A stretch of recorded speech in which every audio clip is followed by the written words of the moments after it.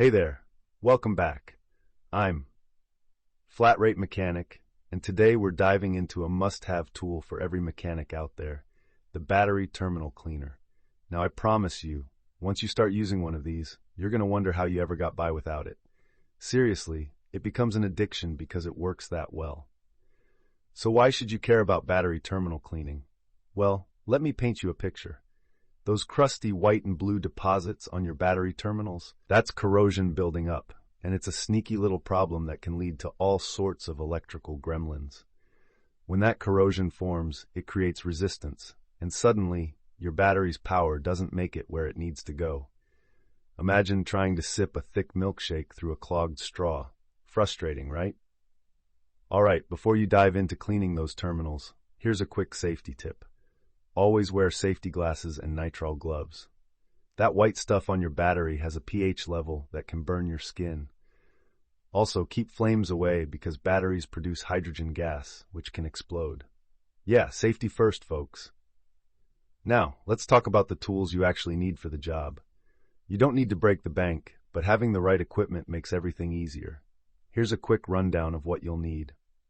Battery terminal cleaner spray. I like CRC 5360 for its foaming action, a wire brush with brass bristles, a cone-shaped post cleaner brush, a socket wrench set, think 8 to 13 millimeters, baking soda, arm and hammer works great, distilled water, dielectric grease, which I recommend, Permatex 22058, and a multimeter for checking resistance. Now you can go cheap and get a generic wire brush and baking soda for about $5 to $10 total, or you can splurge a bit and grab a full cleaning kit for around $20 to $40.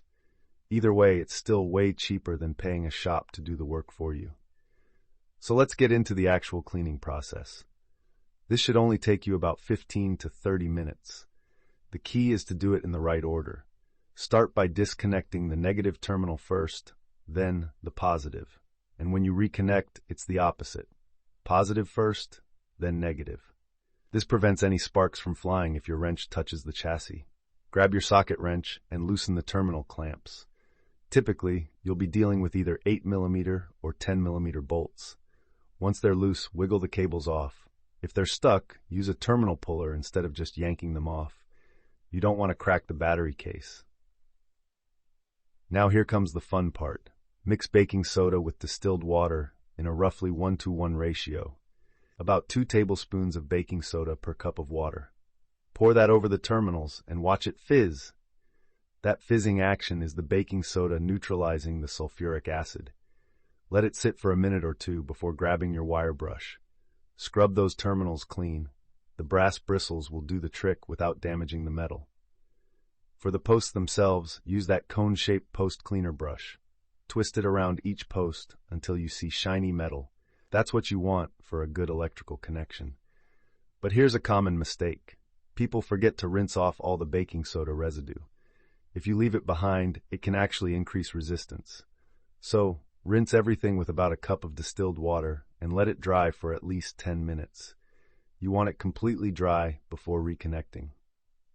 Once everything's dry, apply a thin layer of dielectric grease to each terminal and post. We're talking about 0.5 gram per terminal, just enough to fill in the gaps and keep moisture out. Now let's discuss how to prevent future corrosion.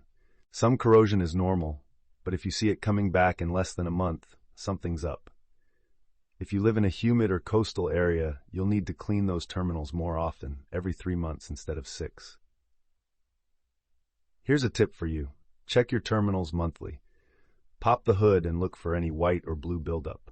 If you catch it early and just wipe it off, it takes seconds instead of needing a full cleaning.